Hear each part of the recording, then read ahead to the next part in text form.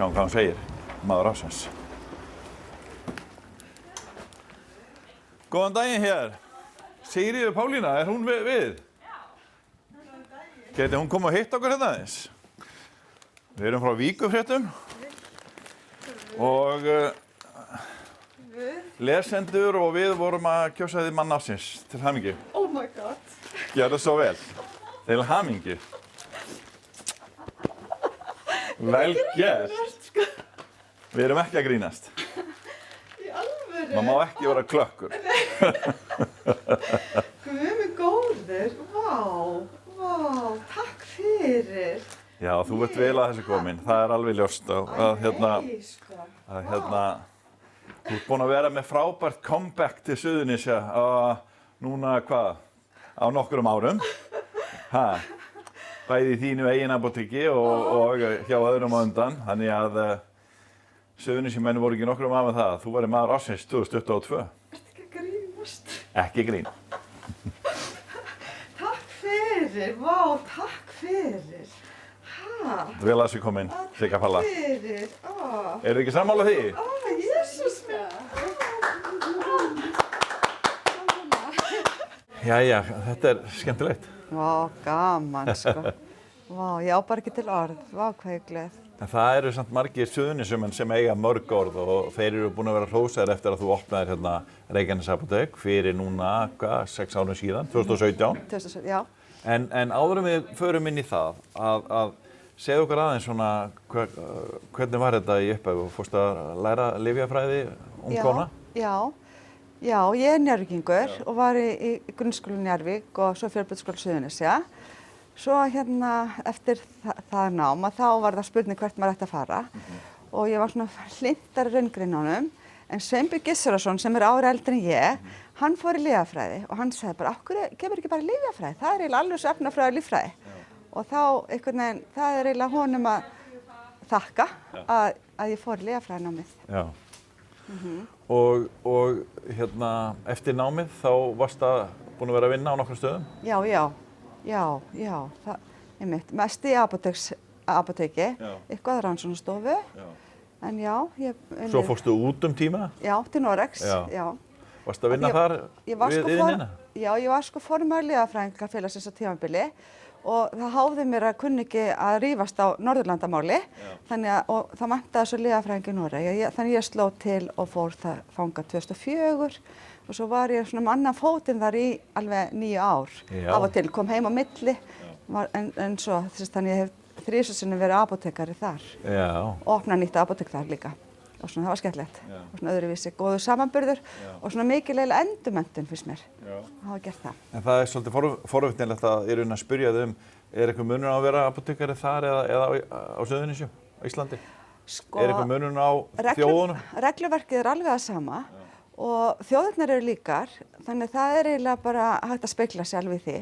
En það sem mér fannst mest skemmtilegt þegar ég kom heim núna 2017, þá var ég að koma frá Drammen að mér langaði til að opna apótek sem að vera svona líkt því sem við erum að gera í Noregi. Og þannig erum við með okkar apótek þar sem við erum með svona lyfjafræðingurinn frammi til að gefa ráð, góð ráð, til að nota lyfið rétt og svona. En áður þú opnaðir hérna í Njarðvík, þá varstu að vinna hjá stóru lyfja aðala á Íslandi, eða ekki, nokkur ár? Lyfju, eða ekki? Jú, ég bæði vinn hjá lyfju og lyfjaheilsu. Já, nú varst þar í nokkur ár. Og hvað var það? Var þetta alltaf draumurinn að opna apótek, eigið apótek?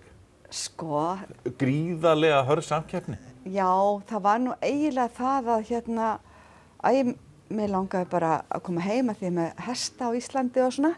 Og ég hugsaði með mér ef ég væri hárgreiðslumaður, þá myndi ég ekki hika við að opna hárgreiðslustofu og því ekki opna sjálf apótek þegar maður er lyfjafræðingur og nýta menntunina.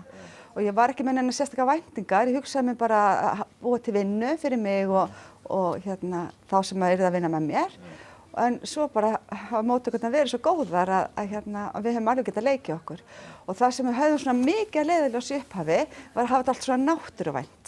Að hafa svona grænar áherslur. Grænt apótek? Já, og grænt bókhald og svona. Já.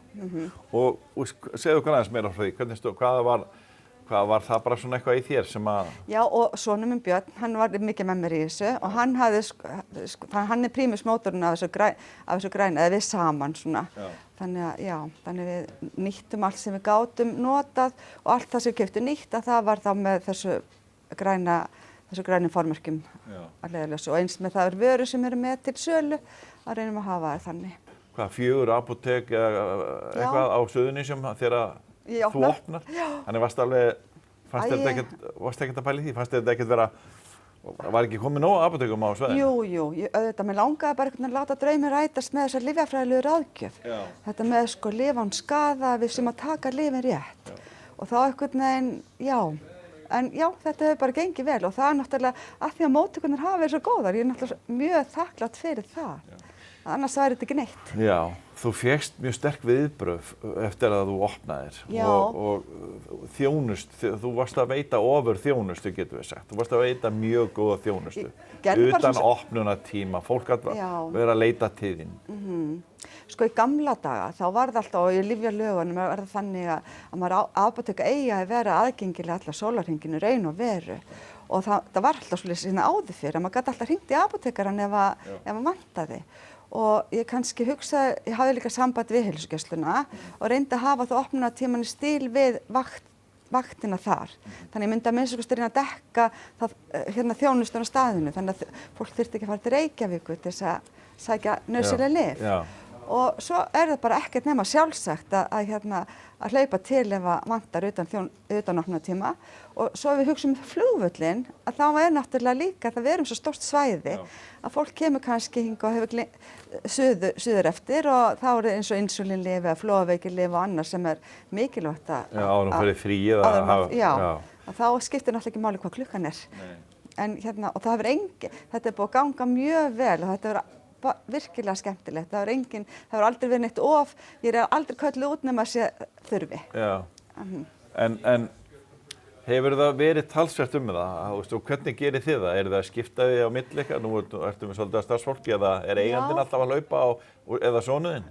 Já, við reynum að fara 2 alltaf, sko, og en það svo sem hefur það verið mest í að ég hef verið svo mikið heima við, en hinir lyfjafræðingarnir dekka þetta alveg með mér, þannig það bara samvinnan er mjög góð og það vil ég endilega taka fram að starfsfólkið er dásamlegt og þess vegna gengur þetta svona vel að þau við vinnum sem eitt lið. Þið fáið svaka fína móttökur og opnið síðan annað apótek hérna út á Fitjum í Njarðvík líka. Já, hvernig gerist það? Það var nú ekki planið, alls ekki það.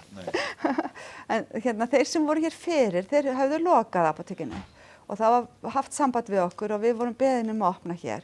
Og fyrst var ég alveg afhugaði af því að bæði það að því ég er með hesta og svona langar mig bara að nota meira frítíma minn til þess að vera þar og svona. Ekki að vera að vinna endalaust. Nei, akkurat.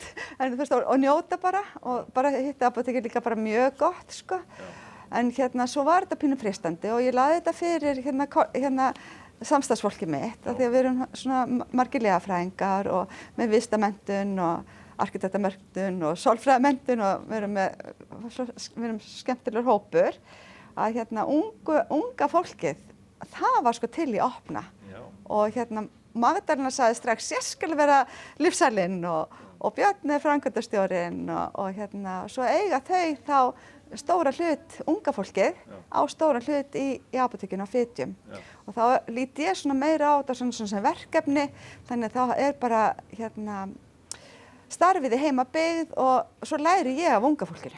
Og þá stjórna því þau meira og ég svona er með þeim í því. Já. Og þetta er bara mjög skemmtilegt og það er bara að virka vel. Já, og hefur gengið vel líka hérna út á Fitjum? Já, mjög góða móttökur hérna á Fitjum, sko. Ég er mjög ánægð með það, sko. Þannig að það er bara, þetta er skemmtilegt og þá bara eru fleiri störf í heimabyggð og við getum bara þróað þetta áfram og unnið að hugðarefnunum okkar sem er lyfjafræðileg ráðgjöf. Já, ég ætlaði að fara að spyrja það því núna. Þetta er stórmerkilegt verkefni sem að þú ert með og þið. Segðu okkur frá þessu. Við köllum þetta lyfjastoð. Þetta er að norskri fyrirmynd og ég var svo sem með þeim í Noregi að byrja þegar þetta var að byrja þar. Þannig að þetta er svona alveg að þeirri fyrirmynd. og hérna við lögðum þetta fyrir ráðuneytið, Lyfjastofnun og landlækni og sjúkratryggingar áður en þetta var svona heilmikil undirbúningsvinna að kynna þetta og búið til kostnaðaráætlun og svona. Og hérna, það enda með að við fengum styrk frá heilbrigðisráðuneytinu að gera þetta. Og þetta þannig að þegar fólk að byrja í nýrri lyfjameðferð, að þá getur að panta tíma hjá lyfjafræðingi í apóteki og þá farið yfir lyfin og lyfjanotkun, hvenær maður tekur lyfin og hvernig manni líður. Og þetta byggt upp á 2 viðtölum sem mjög skemmtilegt. Og það ýmislegt sem hefur komið út úr því. Og heilsugæslan mjög ánægð með þetta og við erum svona í samstarfi við HSS. Þeir eru í samstarfi við okkur með þetta. Segðu okkur aðeins meira frá hver svona hugmyndafræðin. Sem sagt talsvert það að fólk sé að taka inn lyf sem ekki rétt fyrir þau eða þið eru þar inn að... Já. Hvað helsti ávinningurinn í þessu verkefni? Það náttúrulega mikið lyfjanotkun í landinu og lyf náttúrulega bjarga lífi og bjarga mikilvægt að taka lyfi rétt, en kannski stundum tekið ómikið af lyfjum. Og þá svo gott að rýna í það og finna út úr, maður kannski einhver byrjar á lyfi og svo fólk á því kannski mörg ár án þess að sé skoðað almennilega. Og auðvitað heilbrigðiskerfið og apótekin eru partur af heilbrigðiskerfinu og við erum svo aðgengileg, fólk kemur hingað inn og það alveg gott að fá kannski okkar sjónarhorn á lyfjanotkunina og læknarnir eru bara mjög hrifnir af því. Þetta skarast ekkert, við hjálpum stað. Já. Og þá kannski þið ekki að fara inn á þeirra svið beint? Nei, það gerum við alls ekki. Við förum ekkert inn á greiningar en svoleiðis. Þetta skoðum bara svona kall lyfin, förum yfir milliverkanir og gerum svona þarfa greiningu. Þannig að fólki kemur undir þín og þarf það að hafa frumkvæði að þessu eða bjóði þið þeim að fara í svona greiningu? Það með ýmsum hætti, fólk kemur inn og panta bara tíma eða hringir og læknir vísar á lyfjastofuna og við bjóðum hana fram. Og öll þessi viðtöl eru svona persónuverndar sjónarmið höfð að leiðarljósi, þannig að og svo þetta svona skráð. Já, og þetta kostar, þetta ókeypis sem sagt. Já, þetta kostnaðar, og verkefnið okkar með heilbrigðisráðuneytinu og ég náttúrulega svo þakklátt heilbrigðisráðuneytinu að hafa viljað vera með okkur í þessu að verði til fram í mars og svo meiningin í lokin að þetta verði metið og öll apótek geti þá boðið upp á þessa þjónustu. Og meira að segja að þá mastersverkefni í háskólanum í tengt verkefninu okkar. Þannig að þið eru frumkvöðlar í þessu? Já, það eiginlega... Á Íslandi? Já. Það má eiginlega segja það. Já. Og þá náttúrulega gott að geta haft reynsluna frá Noregi að leiðarljósi. Þannig að við þurfum ekki að byrja alveg frá grunni. Því að rannsóknir hafa sýnt að lyf ekki tekin rétt. Alltaf. Og reynslan ykkar af þessu frá því að þið byrjuð á þessu, hún þessi? Hún mjög góð, það mjög skemmtilegt og við höfum alveg komist að svona ýmsu kritísku sem hefur verið gott að grípa inn í. Eitthvað sem þú getur sagt okkur? Já, eitthvað sérstök dæmi minna?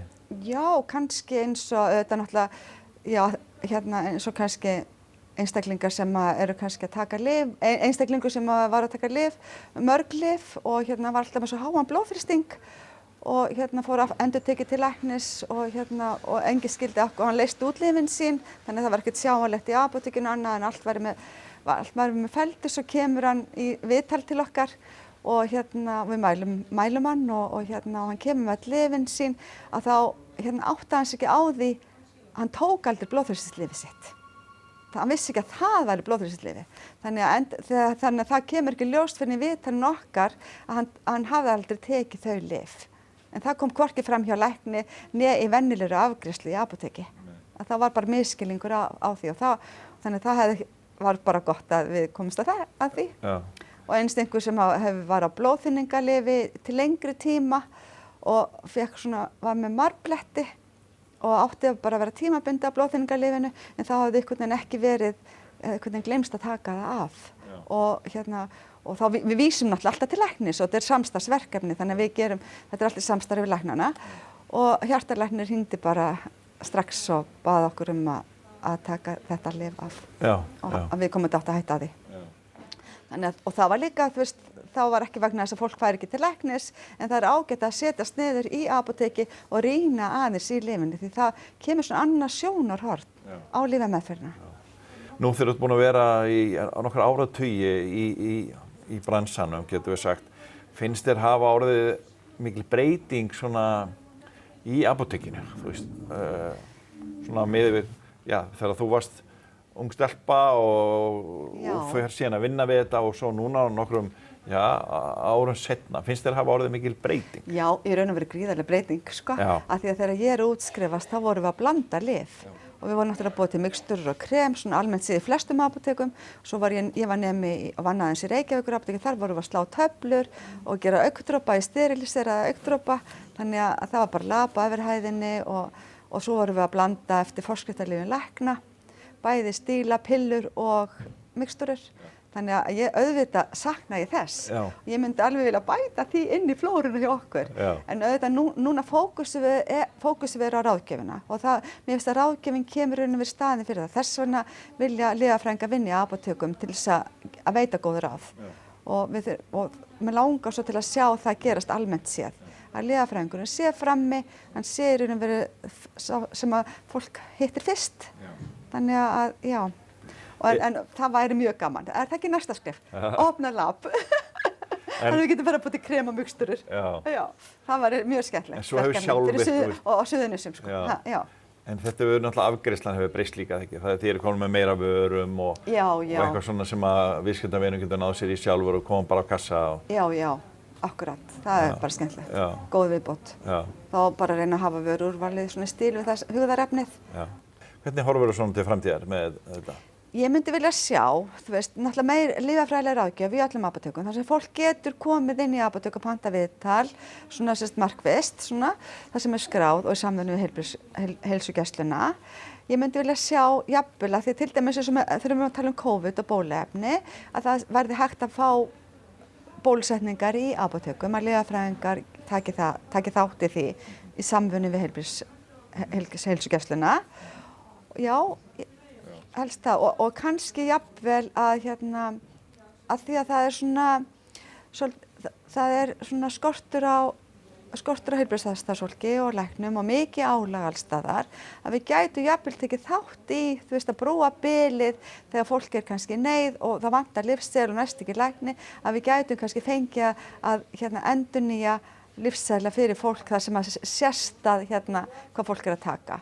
Og það er verið að búa til svona miðlægt lyfjakort þar sem að apótekin og lyfjafræðingar fá aðgang að með læknum og hjúkrunarfræðingum og þannig gætum við þar haft svona öryggið að leiðarljós og tekið þátt í þannig að verði ekki meðferðarof. Ef fólk vantar skyndilega lyfin sín og það kemst ekki til læknis að það geti fengið það þjónustu í apótekum. Það er svona svolítið í framtíðinni. Sigga Palla hestakona svona að lokum.